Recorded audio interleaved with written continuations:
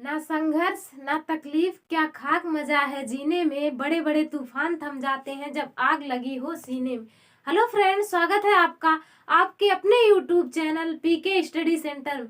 आज के इस वीडियो लेक्चर में हम लोग साइंस का एक बहुत ही महत्वपूर्ण टॉपिक कवर करने वाले हैं, चर्चा करने वाले हैं, जो कि है लाइट या प्रकाश के बारे में हम लोग इस वीडियो लेक्चर में डिटेल में चर्चा करेंगे, जिससे इससे आपके कॉन्सेप्ट जो है क्लियर होने वाले हैं और आप एग्जाम में इस टॉपिक से बनने वाले सवालों को चुटकियों में हल कर पाएंगे।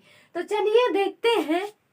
प्रकाश क्या है? एक ऊर्जा है। प्रकाश एक ऊर्जा है जो खुद अदृश्य होता है और वस्तुओं को दृश्यमान करता है।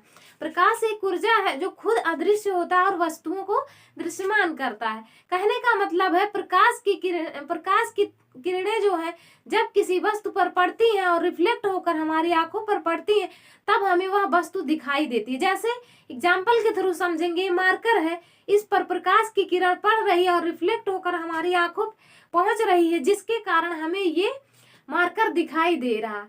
यह कैसे संभव है? इसको आप यदि एग्जाम्पल के थ्रू मैंने समझाया, यदि आप किसी अंधेरे कमरे में जाते हैं तो आपको कुछ दिखाई नहीं देता। इसका मतलब जहां प्रकाश नहीं है वहां हमें कुछ भी दिखाई नहीं देगा, और जहां प्रकाश है, प्रकाश से ही हमें वस्तु दिखाई देती है, या फिर प्रकाश वस्तु पर पड़ती है और रिफ्लेक्ट होकर हमें वह दिखाई देती है। इसके बारे में अब हम लोग आगे देखेंगे। तो प्रकाश के गुण, प्रकाश डबल नेचर प्रकृति का होता है। क्या होता है? डबल नेचर प्रकृति। तो प्रकाश विकिरणों की प्रकृति तरंग एवं कण दोनों की होती है। डबल नेचर मतलब वह कण के फॉर्म में भी होता है और तरंग के फॉर्म में भी होता है। तो कण के फॉर्म में किन्होंने बताया? न्यूटन महोदय ने। किन्होंने? न्यूटन महोदय ने प्रकाश को कण के फॉर्म में बताया। और हाइजेंक महोदय, जो कि जर्मन के साइंटिस्ट थे, इन्होंने बताया कि जो है प्रकाश वह तरंग के फॉर्म में होती है। आगे देखेंगे प्रकाश का तरंग सिद्धांत।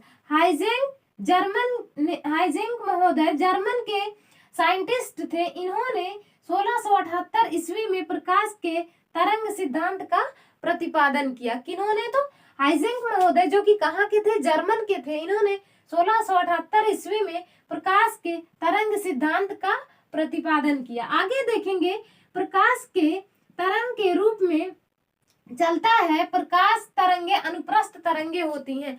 प्रकाश किस फॉर्म में चलता है? इन्होंने बताया कि यह तरंग के फॉर्म में चलता है, और प्रकाश तरंग जो होता है वो अनुप्रस्थ तरंग होता है। अब अनुप्रस्थ तरंग और अनुदैर्ध्य तरंग क्या होता है, आपको क्लियर होना चाहिए। यदि नहीं क्लियर है तो आइए देखते हैं।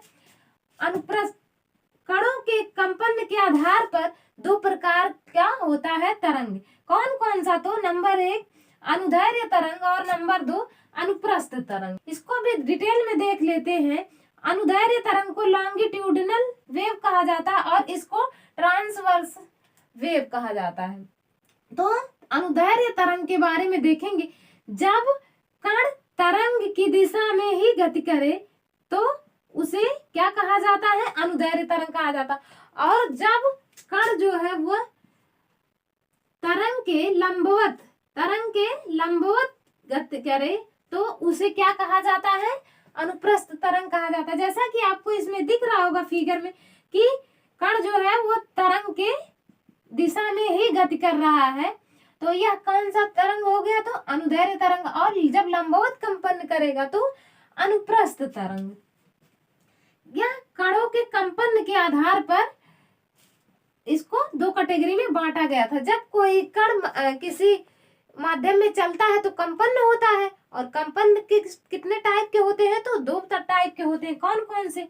अनुप्रस्थ तरंग, अनुप्रस्थ तरंग और अनुदैर्ध्य तरंग। इसको हमने पढ़ लिया। अब हम लोग देखेंगे प्रकाश के गुण के बारे में देखेंगे। तो सीधी रेखा में चलता है। कौन? प्रकाश हमेशा सीधी रेखा में चलता है। यह क्यों ऐसा चलता है आगे देखेंगे। इसका तरंग दैर्ध्य बहुत कम होता है। इसका जो तरंग दैर्ध्य है वो बहुत कम होता है, जिसके कारण प्रकाश हमें सीधी रेखा में चलता हुआ प्रतीत होता है। तो तरंग दैर्ध्य क्या होता है इसको जानेंगे। जब कोई कण एक जब कोई कण एक चक्कर में जितना दूरी तय करता है, कण एक चक्कर में जितना दूरी तय करता है उसे ही क्या कहा जाता है, तो वेवलेंथ। क्या कहा जाता है, वेवलेंथ। कहने का मतलब है जैसे कोई कण यहाँ से एक चक्कर में इतनी दूरी तय किया और इसके जो ये जो दूरी है इसके यहाँ से यहाँ तक की, इसी को क्या कहा जाएगा, वेवलेंथ कहा जाए। इसका वेवलेंथ कम होता है जिसके कारण यह सीधी रेखा में चलता हुआ प्रतीत होता। आई होप आपको क्लियर होगा। यदि आपको क्लियर हो रहा होगा है तो आप वीडियो को लाइक अवश्य कर दें और अपने दोस्तों के साथ शेयर कर दें, जिससे हमारा मनोबल बढ़ता रहे और हम आपके लिए इसी तरह और भी नई वीडियो को लाते रहें, जिससे आपके पढ़ाई में और हेल्प होती रहे। आगे देखेंगे, प्रकाश का वेग निर्वात में अधिक होता है। प्रकाश का वेग कहाँ पर अधिक होता है, तो निर्वात में। निर्वात कहने का मतलब है कि जहां पर वायु नहीं है, वह वायु अनुपस्थित है, उसे ही क्या कहा जाता है, निर्वात कहा जाता है। तो प्रकाश का वेग निर्वात में अधिक होता है, मतलब प्रकाश का वेग जो है वो प्रकाश जो है वो निर्वात में तेजी से चलता है। प्रकाश का रंग उसके वेवलेंथ से निर्धारित होता है। प्रकाश का वेव जो है उसके वेवलेंथ से निर्धारित होता है। जिसका वेवलेंथ अधिक होगा वैसी कलर का हमको प्रकाश दिखाई देता है। आगे देखेंगे, प्रकाश की चाल।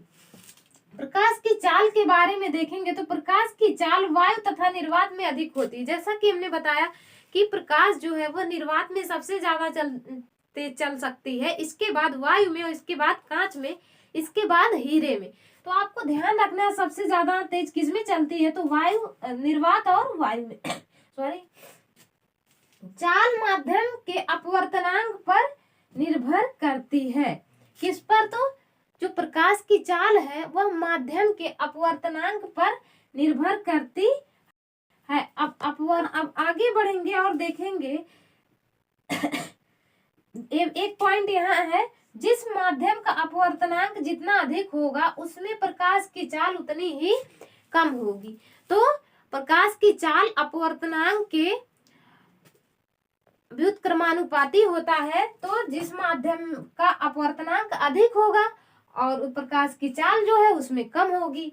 इसमें विभिन्न माध्यमों में प्रकाश की चाल को भी याद रखना है, क्योंकि इस पर न्यूमेरिकल बन जाते हैं और आपको ध्यान रहेगा तभी आप हल कर पाएंगे। तो निर्वात में प्रकाश की चाल कितनी होती है, 3×10⁸ मीटर प्रति सेकेंड। निर्वात में प्रकाश की चाल कितनी होती है, 3×10⁸ मीटर प्रति सेकेंड। पानी में कितनी होती, इससे थोड़ा कम, 2.25×10⁻⁸ मीटर प्रति सेकेंड। और कांच में देख लेते हैं 2×10⁸ मीटर प्रति सेकेंड। तो यहाँ भी 8 है, सब में 10 पावर 8 है, और यहाँ 3 है, यहाँ 2.25 और यहाँ 2। तो इस जो है वे इस चाल से जो है प्रकाश माध्यमों में गति करता है। तो आई होप दोस्तों वीडियो आपको यहाँ तक क्लियर हुआ होगा। यदि आपको क्लियर होता है तो वीडियो को लाइक करें, चैनल को सब्सक्राइब करें, वीडियो को अपने दोस्तों के साथ शेयर करें, जिससे हमारा मनोबल और बढ़ता रहे आपके लिए इसी तरह और हम नए नए वीडियो लाते रहें। Thank you, bye bye, take care.